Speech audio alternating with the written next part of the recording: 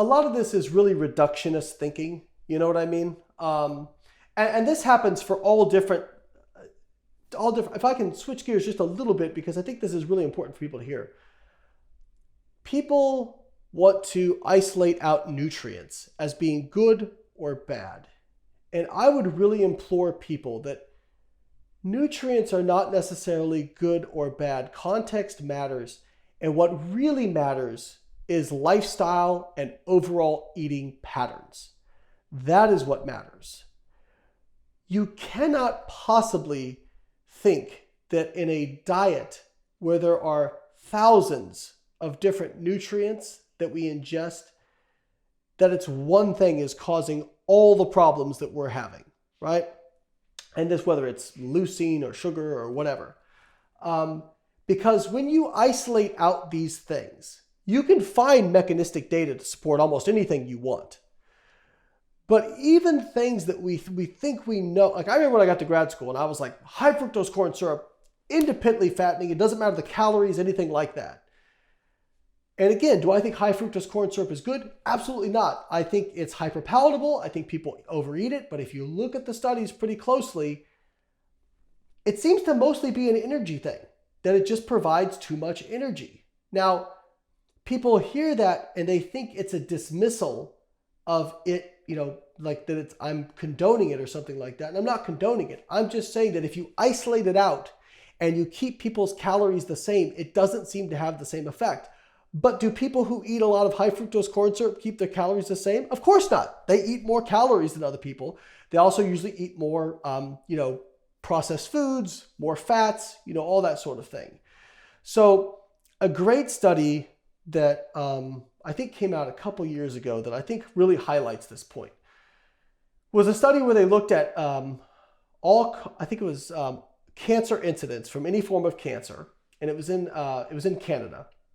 100,000 people cohort, and they looked at low meat intake versus high meat intake, and I think it was in quartiles, so 4 different levels. And I mean, we know this. If you do that, what you tend to find is that meat intake is associated with cancer. Now, the problem is people who eat high amounts of meat tend to have an overall unhealthy lifestyle in general. They're less likely to exercise, they're more likely to smoke. They're more likely to eat processed foods because most of the meat is coming from fast food, that sort of thing. But what was cool about this was they also compared it with the lowest to highest quartiles of fruit and vegetable intake. And what they found was that at the highest level of meat intake, but also consumed the highest level of fruit and vegetable intake, they had the same risk for cancer as the lowest level of meat intake, with a high level of fruit and vegetable intake. So basically what that tends to suggest is that, to me, we need to look at eating patterns much more so than we look at individual nutrients. And that if you're looking for one nutrient to explain, disease incidence, this sort of stuff, you really need to look at the whole diet. And people who eat, is sugar, like when I say that sugar isn't inherently bad for you, I mean from a purely mechanical, if I take 50 grams out of somebody's diet of, starchy carbohydrate and I just put sugar into it, or, the same equal calories from fats and I just put sugar in there, do I think anything bad's going to happen? Probably not. But that's not how people eat. So I'm talking mechanistically, and people think I'm making a recommendation. So all that to say, it's really important to understand how limited nutritional studies are. And you mentioned it. When you're talking about trying to pick out these really granular details, you're talking about a study that's so restrictive, it's really hard to generalize the results to the average person. So when you look at studies that are generalizable to the average population, you can't control that many variables because it has to be free living.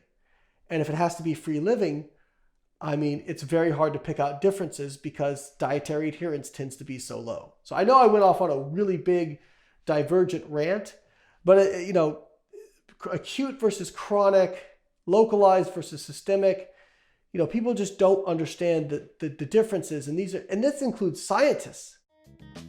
This podcast is for general informational purposes only and does not constitute the practice of medicine, nursing, or other professional healthcare services, including the giving of medical advice. No doctor-patient relationship is formed. The use of this information and the materials linked to this podcast is at the user's own risk.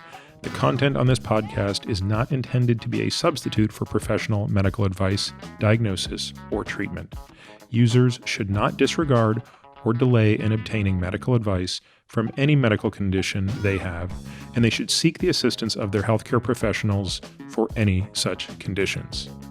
Finally, I take conflicts of interest very seriously. For all of my disclosures and the companies I invest in or advise, please visit peteratiamd.com/about, where I keep an up-to-date and active list of such companies.